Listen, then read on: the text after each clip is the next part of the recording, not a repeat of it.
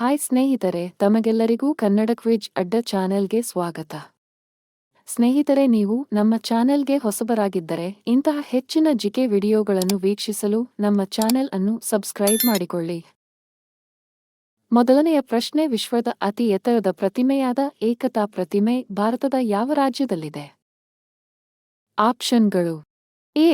Gujarat, B. Maharashtra, C. Rajasthan, D. Karnataka.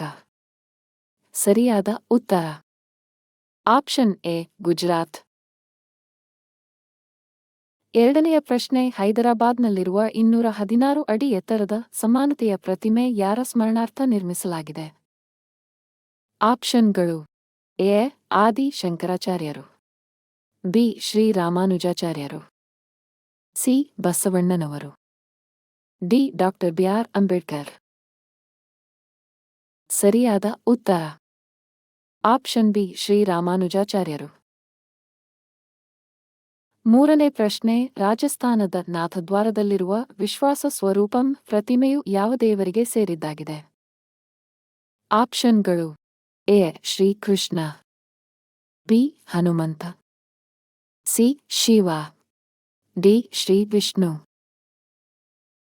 ಸರಿಯಾದ ಉತ್ತರ option C, Shiva.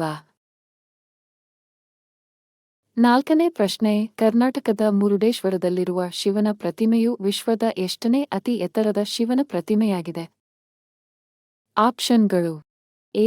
5ನೇಯದು, B. 3ನೇಯದು, C. ಮೊದಲನೆಯದು, ಡಿ. 2ನೇಯದು. ಸರಿಯಾದ ಉತ್ತರ ಆಪ್ಷನ್ ಬಿ, 3ನೇಯದು. ಐದನೆಯ ಪ್ರಶ್ನೆ, ಸಿಕ್ಕಿಂನಲ್ಲಿರುವ ಪದ್ಮಸಂಭವ ಪ್ರತಿಮೆಯು ಯಾವ ಧರ್ಮಕ್ಕೆ ಸಂಬಂಧಿಸಿದ ಮಹತ್ವದ ಸ್ಮಾರಕವಾಗಿದೆ?